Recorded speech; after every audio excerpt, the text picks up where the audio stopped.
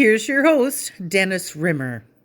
Welcome back. It's another edition of Talking Books and Writing and Stuff, and today we're talking about writing and music and stuff with Ivan Doroschuk, spokesperson at this time for Men Without Hats. Everybody knows them from Safety Dance and Pop Goes the World and things like that. But Ivan, before we get into the history of the group itself, how about your early days? What got you into music? Well, my mother was a music teacher. She taught voice at McGill University in Montreal. And so we were surrounded by music. My father was an amateur musician also. He used to play barn dances with his father in rural Manitoba. So we grew up taking piano lessons and just, surrounded by music. And I've always been a music fan. I've always been a record collector and stuff. So it was kind of a natural progression for me. Now, do you still have vinyl records? I do. I still have my turntable. Still have the record collection. Yeah. Back in your early days, what were some of the music that you liked that kind of influenced you, maybe? Well, one style of music that was really popular in Montreal was progressive rock music. So that's kind of what I was listening to. Bands like Genesis and Pink Floyd and King Crimson, a lot of bands like that.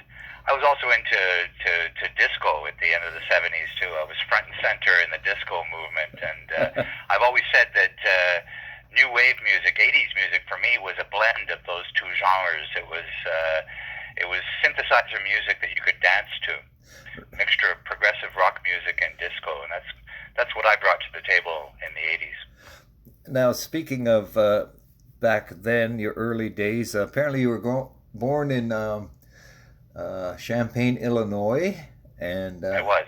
Then how'd you get from there to Montreal? Well, my father was getting his master's degree and PhD at the University of Illinois. So my brothers and I were born there, and then my dad got a job at the University of Montreal. So we moved there. I was about three, just turning four. And so we moved to Montreal, and I grew up there. My parents sent me to school in French. I did all my schooling in French, which led me, I even did a first year of law at the Université de Nice in the south of France. So married a French woman. My first wife was French from France. So I love Nice. I've been there once, and that was in 1978, and I want to go back. So I have to talk my wife into it. So obviously, then you speak French quite fluently, I'm sure. Is that a big one of the big things that are, I guess, holding Canada back, or something that people don't seem to embrace the two-language concept? Well, it's always been kind of a weird setup. It's definitely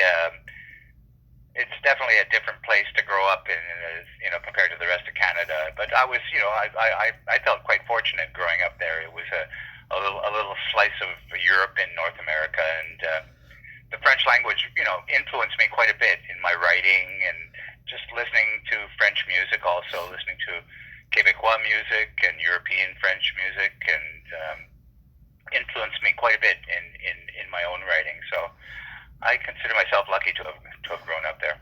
I would consider yourself lucky as well, because I always was a Montreal aficionado. The city, the teams. I've been there a couple of times, but how the music? Let me ask you a question. French-speaking singers, chansons in Quebec, do they have crossover hits in France and other French-speaking countries? They do. There's a lot of them have quite big careers over in France, and but it's a lot of Quebec has produced a lot of English-speaking singers too, like Celine Dion, Corey Hart, Gino Vanelli. There's a lot of English bands come from there too as well. So it's a very interesting place to grow up. It was the nightlife active. I used to call Montreal the Little Apple as opposed to New York. There was right. there was a big disco scene that was really connected with New York. There was a real sort of connection between Montreal and New York City too. So that was it was quite close. It's not that it was easy to get there. We used to travel down to New York. When I was a teenage, like late teens, and we took quite a few trips down to New York, and so there was a connection there. There was, like you said before, the sports teams are all, were the Expos and the Canadians, and Yep. it was a pretty happening place. It was, I'm sure, and like I said, I'm jealous. You were apparently a classically trained musician, as it were. How'd you get from that into pop music, I'll call it? Well, like I said, my mother was taught at McGill, and so we had piano lessons, and so we had two pianos in the house, and I practiced on one, and Colin practiced on the other, and Stephen was upstairs practicing violin, and it was kind of like a John Cage performance every night at our house. Now, are you the oldest? Are you? I'm the oldest. You're the oldest. Yeah. Okay, so you got to tell the other two what to do. Yeah, kind of. Yeah. Tried to anyway. I'm the shortest, the oldest but the shortest, so it was kind of hard sometimes. But so I had to practice an hour and a half every day before we could go out and play. At one point, my parents told me, they said, we don't, because I wasn't doing it quite willingly in my teenage years. My parents told me that they didn't really care if I played, if I practiced my scales or practiced the pieces that I was supposed to learn. All they wanted was for me to spend that time at the piano, and they didn't really care what I did. So that's when I started composing. I started, figuring out Beatles songs and learning other songs, popular songs, and writing my own songs. That's when I started composing. Started my own composing. So my parents were always very, very supportive of the band. They were always behind us 100%. They came to all our shows. They were really right behind us. They were very, very proud of their sons. Well, that's a great way to grow up, isn't it? We're talking with Ivan from Men Without Hats, discussing the early years in Montreal. Let's move on a bit.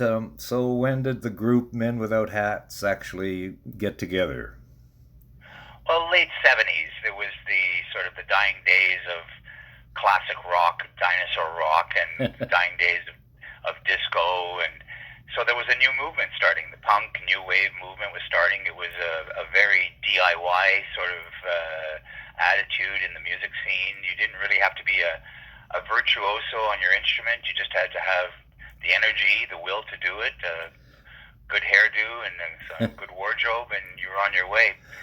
So, like everybody, that was the thing to do. Everybody was starting bands, and it was like a breath of fresh air. Everything was, the 80s were kind of new. There was new technology coming in. There was the start of, video was starting to come into our lives, and computers, and all kinds of things. And so the art world was very, discovering new things. It was really a vibrant sort of era.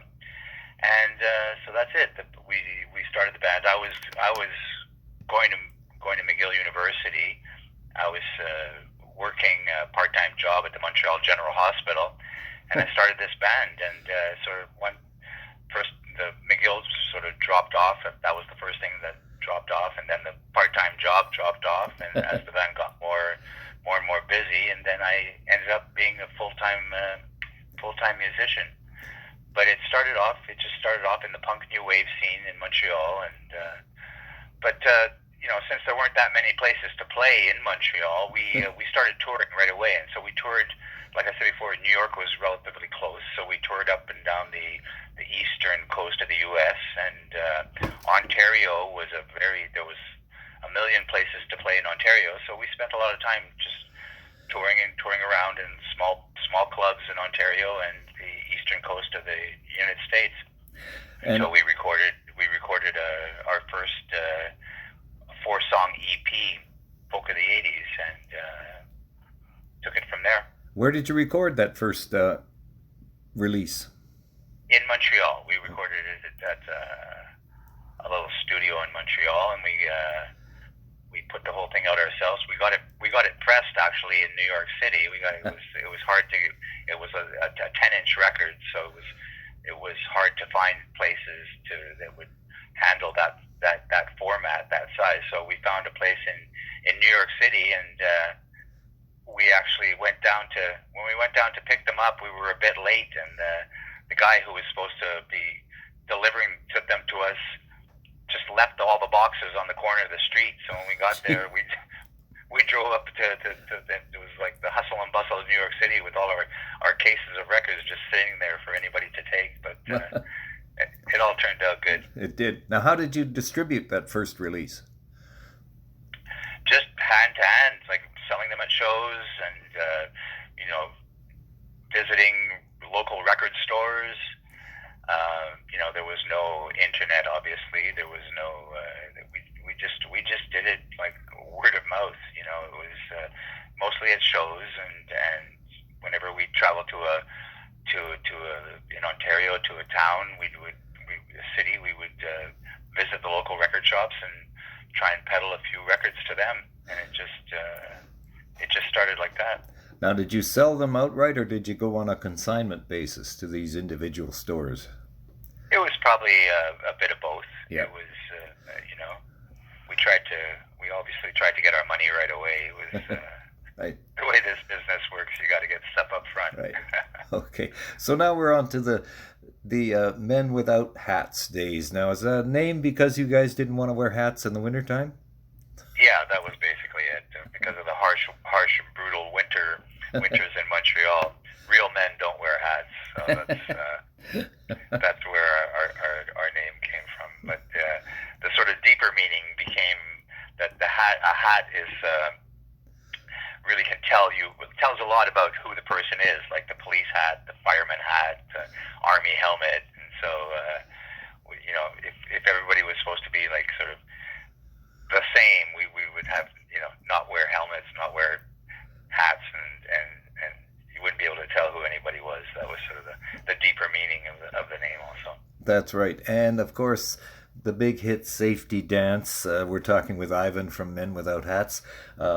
Word has it that the genesis of the song was because you guys somebody got tossed out of a club?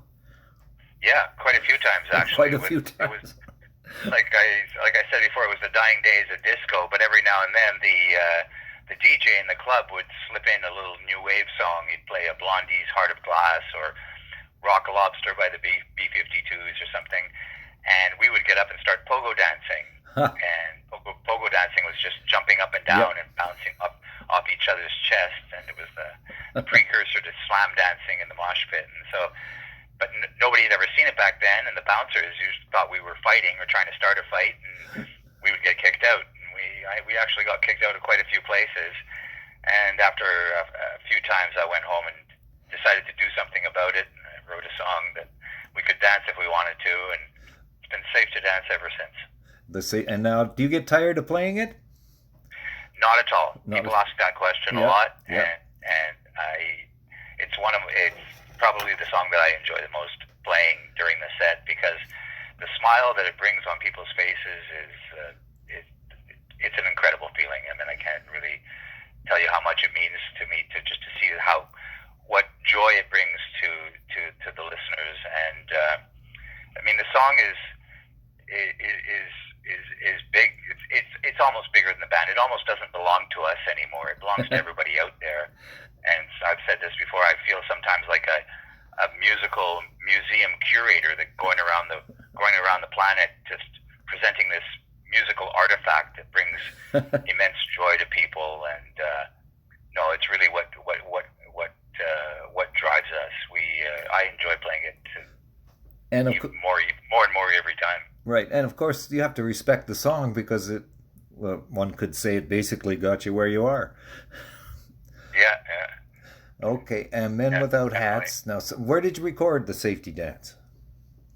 We recorded that in Montreal, also at a little place called Listen Audio that was built in down in old Montreal in the old stables of one of the first settlements. So with 3-foot thick stone walls, it was quite quite a magical place to record. It was right down by in the harbor in Old Montreal. It was quite a beautiful place. So, with Men Without Hats throughout the 80s, do you have lots of lineup changes? We did. It started off with my brothers, but Colin left early on to pursue a classical music career. He joined the band. He would come back and forth into the band as his studies were going. He ended up getting a master's degree in music and from McGill, and he's now the head of the voice department at the Victoria Conservatory of Music here on Vancouver Island, where we live. And he had rejoined me in the band. I put the band back on the road about almost 15 years ago now, and he rejoined me. But he recently took that post, and his daughter Sahara Sloan, my niece, has taken his place. So she's the next generation, keeping it in the family. And I used to carry her around in a pouch on my back, and at rehearsals, she grew up with the band. She grew up in rehearsal studios with us, and recording studios, and on the road with us. And so she's a natural choice for being in the band. She graduated from the Glenn Gould School of Music in Toronto, so she's also a classical musician. She plays keyboards and both sings with us. But no, she sang. She's been singing with us forever. She sang her first background vocals on one of our albums when she was about 5 years old. So she's no stranger to it. But yeah, there's been a lot of band members who have gone on to form their own bands. Tracy Howe from Rational Youth was a member of Men Without Hats at one point. Jean-Marc Pisapia was the lead singer from The Box, was also a member. And so there's been quite a few people gone through, but the band as it is now has been the two other members, Sho Murray on guitar and Adrian White on drums, have been touring with me now for over 10 years now. So we're a pretty solid unit. We have a lot of fun. Why do you think bands and people in general, they don't seem to stay together forever in the same original lineup, except for a few exceptions? Is that just because people grow and change and come to different points in their life where they want to do something different? Or is there internal tensions all the time? Or is it a combination of everything? It's a combination of that, too. Bands usually start off as, a bunch of friends getting together, like we did. We were, friends who have similar interests and similar dreams. And then, the music industry kind of gets in the way and does its thing, and contracts and, money and all these things. Also being on the road with being in a tour bus with close proximity to people, that it's not easy sometimes, which is good.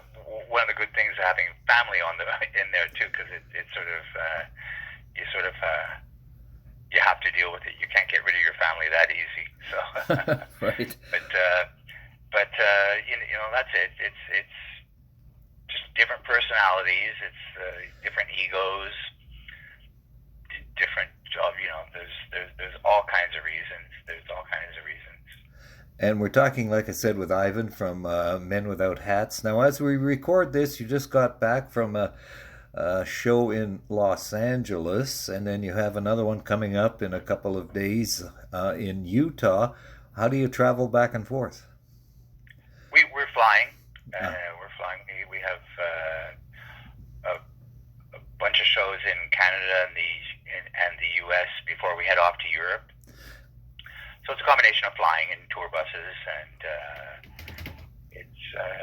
I love to travel, so that's a good thing.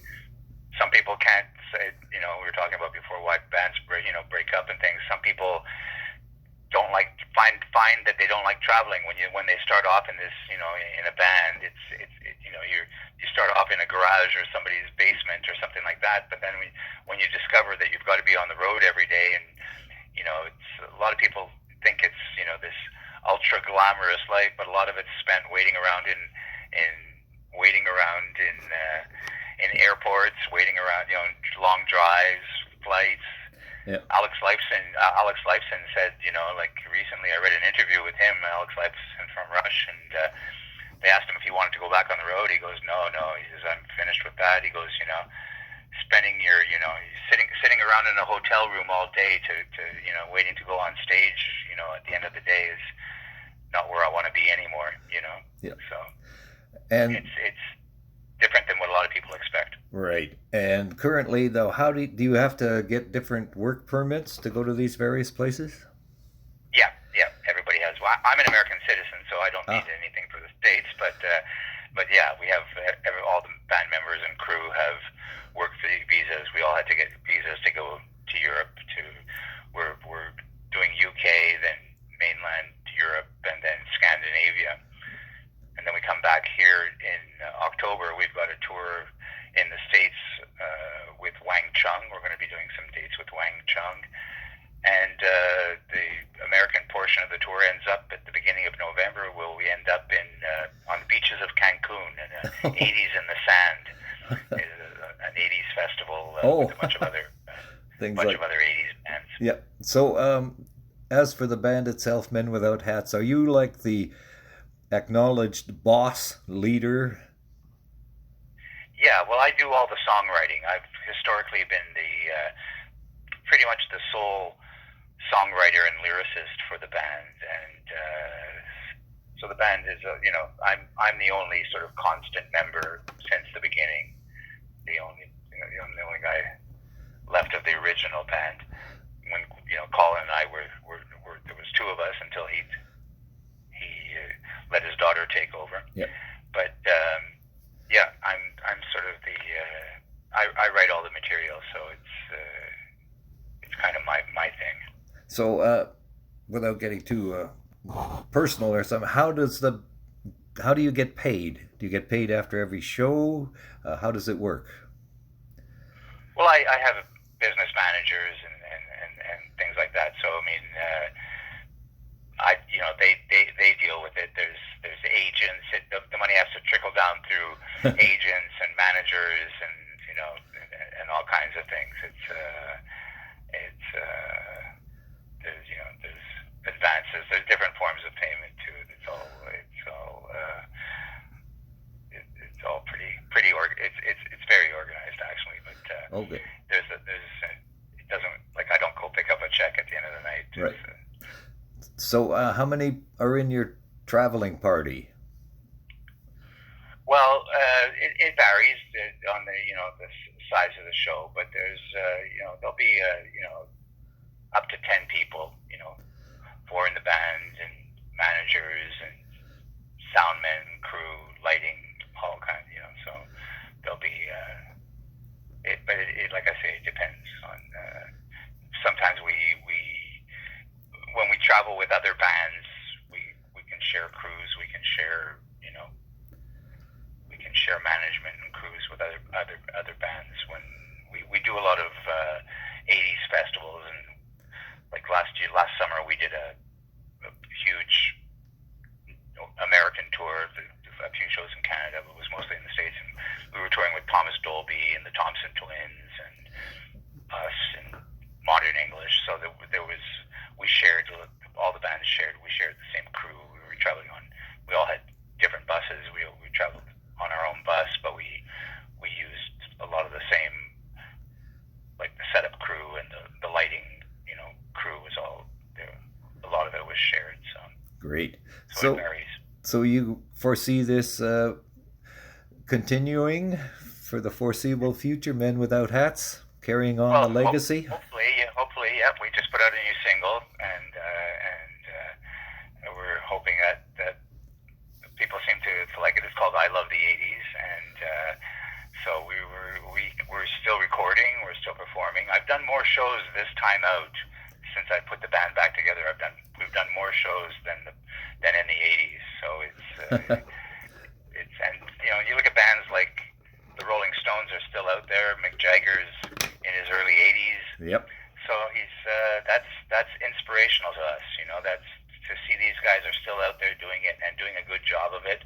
They set the bar pretty high. So we're people and people, for another thing, people seem to really enjoy 80s music. I mean, it's just trending upwards.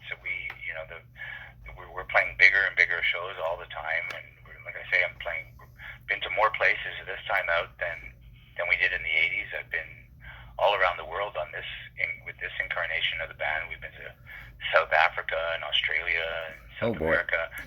Places we never went to the first time. We're going to Scandinavia for the third time with this band, and had never been there in the 80s. So it's we get to see our original fans or come out to see us, and they bring their kids and sometimes their grandkids too. So it's a family affair. Everybody has a great time, and the new generation seems to enjoy 80s music.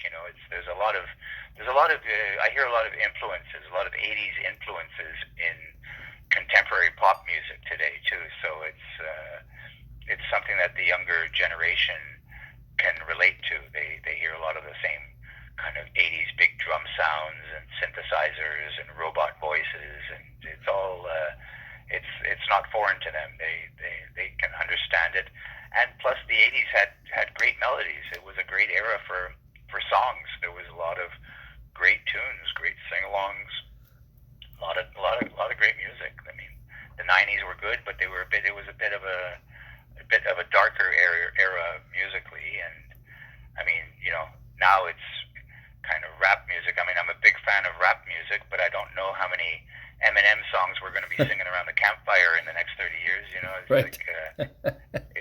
But the 80s had a lot of good songs.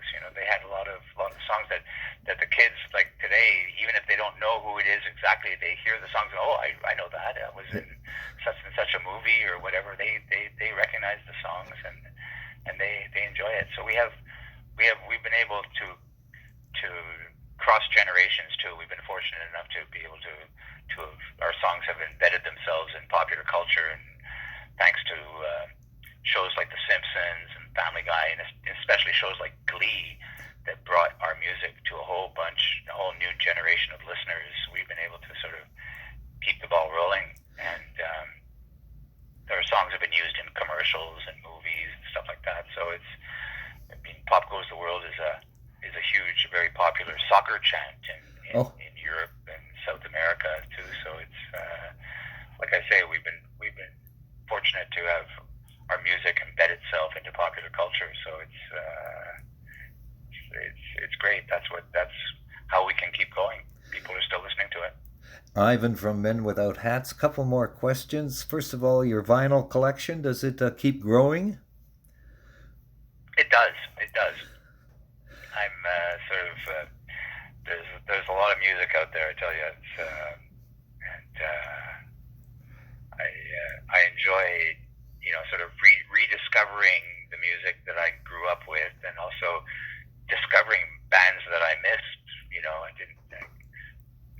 There's so many bands out there that I didn't get to listen to. So yeah, it's growing all the time. And Sho Murray, our guitarist, and he's also our band leader. He's a big vinyl fan too. So we trade off and everything. We keep our collections growing. And one more question, Ivan. What's your favorite sandwich? My favorite sandwich? Yeah. Oh, it's probably a salmon burger. Big fan of salmon. So I eat a lot of fish, especially out here on the West Coast. So there you go. Ivan from Men Without Hats, again, thank you very much, and continued good luck. Well, thank you. Nice talking to you. Thank you for visiting with us today. This is Talking Books and Stuff with Dennis Rimmer. Contact him at dennis@talkingbooks.tk. Thank you, and may all the good news be yours. Oh, and don't forget to check out his book, The Great Canadian Notebook, available across Canada and at amazon.ca.